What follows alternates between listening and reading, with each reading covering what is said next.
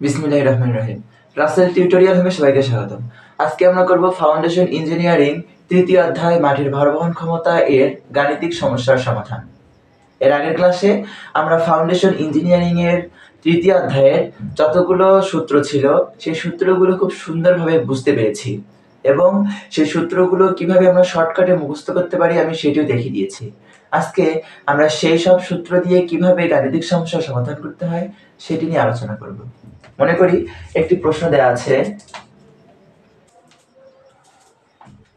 আমরা একটি গাণিতিক সমস্যা তুলে নিয়েছি, এখন এটি আমরা সমাধান করব।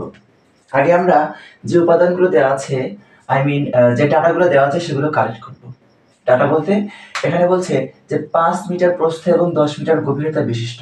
তাহলে প্রস্থ মানে ব্রেথ, বি এর মান দেওয়া আছে 5 মিটার, গভীরতা 10 মিটার, তার মানে ডেপথ ডি ইকুয়াল 10 মিটার বিশিষ্ট একটি বর্গাকার ফুটিং এর চরম ভারবহন ক্ষমতা ও নিরাপদ ভারবহন ক্ষমতা নির্ণয় করো, যার কোহেশন 15,000 কেজি পার বর্গমিটার। আমরা জানি কোহেশনকে সি দ্বারা প্রকাশ করা হয়, তাহলে সি এর মান 15,000 কেজি পার বর্গমিটার।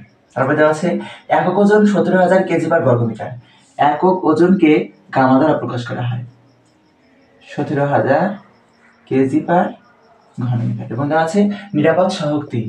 আমরা জানি নিরাপদ সহগ FS, safety of factor equal 3।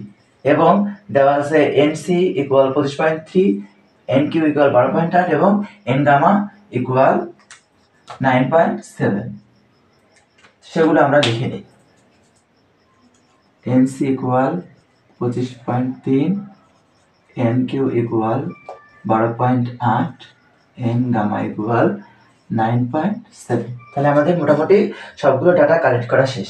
আমাদের বের করতে বলছে চরম ভারবহন ক্ষমতা নির্ণয় করো। তাহলে চরম ভারবহন ক্ষমতাকে কি দ্বারা প্রকাশ করা হয়? কিউ এফ বা কিউ ইউ। তাহলে চরম ভারবহন ক্ষমতা বের করতে বলছে এবং বলছে নিরাপদ ভারবহন ক্ষমতা নির্ণয় করো। নিরাপদ ভারবহন ক্ষমতাকে কিউ এ দ্বারা প্রকাশ করা হয়। তাহলে কিউ ইকুয়াল হোয়াট, এই দুটো আমরা বের করব। তাহলে এর আগের ক্লাসে যখন আমরা সূত্র নিয়ে বিস্তারিত আলোচনা করেছিলাম সেই সূত্র দেখে এসেছিলাম যে আমরা যখন চরম ভারবহন ক্ষমতা নির্ণয় করব তখন স্টার ফুটিং এর ক্ষেত্রে একটা সূত্র, বর্গাকারের ক্ষেত্রে একটা সূত্র, বৃত্তাকার এবং আয়তক্ষেত্রের আরেকটা সূত্র। তাহলে এখানে বলছে যে বর্গাকার ফুটিং, তাহলে বর্গাকার ফুটিং এর চরম ভারবহন ক্ষমতা নির্ণয়ের সূত্র হচ্ছে বর্গাকার ফুটিং এর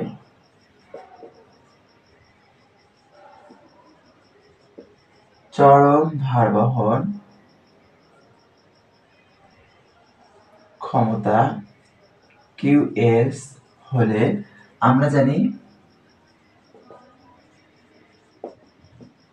জানি QS equal 1.3 CNC plus gamma D N Q plus 0.4 gamma B N gamma. এটি মূলত হচ্ছে চরম ভারবহন ক্ষমতা নির্ণয়ের সূত্র। আমাদের সবগুলো মান দেওয়া আছে, আমরা জাস্ট মানগুলো সূত্রে বসিয়ে দেব। তাহলে 1.3 ইন্টু সি এর মান হচ্ছে 15,000 ইন্টু এনসি এর মান হচ্ছে 25.3 প্লাস গামা এর মান হচ্ছে 17,000, ডি এর মান হচ্ছে 10, এন কিউ এর মান হচ্ছে 12.8 প্লাস 0.4 ইন্টু গামা এর মান হচ্ছে 17,000 ইন্টু এন গামা মান হচ্ছে 9.7। ক্যালকুলেশন করলে আমরা কিউএস এর মান পেয়ে যাচ্ছি।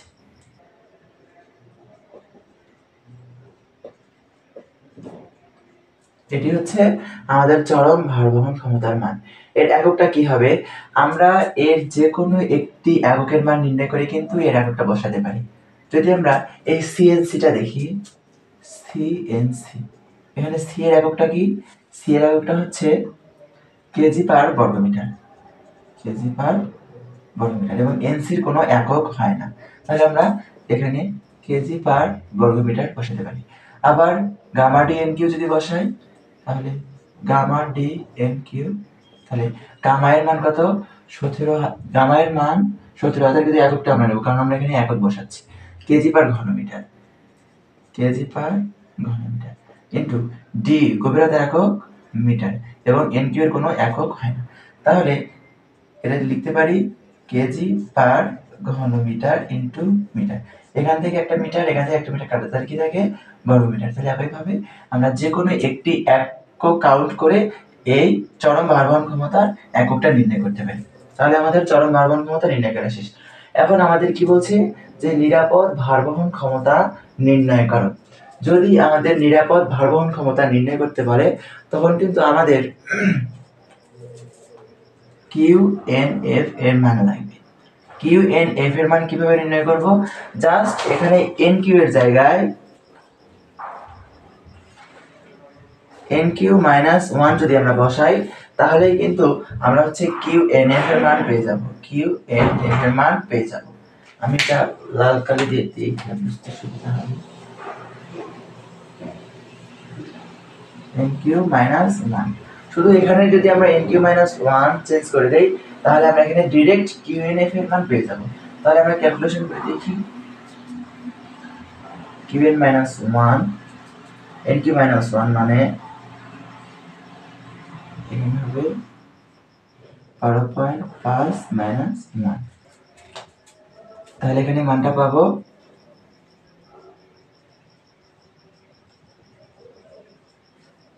এককটা কি হবে? এককটা একই, কেজি পার বর্গমিটার। তাহলে আমরা এটা QNF এর মান পেলাম। QNF এর মান কেন নির্ণয় করলাম? আমরা যদি নিরাপদ ভারবহন ক্ষমতা নির্ণয় করতে চাই তখন আমাদের QNF এর মান লাগবে। তাহলে নিরাপদ ভারবহন ক্ষমতা QA ইকুয়াল, আমরা জানি QA equal QNF divided by FS plus gamma DF, বা শুধু গামা ডিও লিখলেও হয়। তাহলে এখানে আমরা মান বসিয়ে দেই। QA ইকুয়াল QNF এর মান কত পেলাম? 25, 65, 310 ডিভাইডেড বাই আমাদের এইখানে FS এর মান দেওয়া আছে নিরাপদ সহগ, এর মান 3 প্লাস গামা ডি, গামা এর মান হচ্ছে 17,000 গুণন ডি এর মান হচ্ছে 10। ক্যালকুলেশন করে আমরা পাবো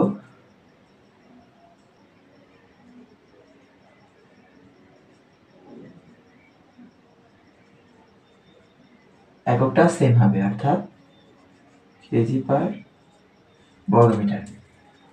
এইভাবে হচ্ছে চরম ভারবহন ক্ষমতা বা নিরাপদ, গ্রহণযোগ্য এবং অনুমোদিত ভারবহন ক্ষমতা নির্ণয় করা হয়। আশা করি তোমরা বুঝতে পেরেছো। আর একটা পরিবর্তন আসে, সেই পরিবর্তনটা হচ্ছে আমাদের চরম ভারবহন ক্ষমতার মান দেওয়া থাকে।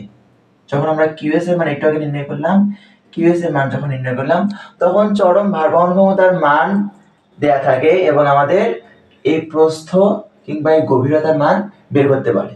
তখন আমরা খুব সহজেই প্রস্থ কিংবা গভীরতার মান নির্ণয় করতে পারবো। আশা করি তোমরা আজকের ক্লাস বুঝতে পেরেছো।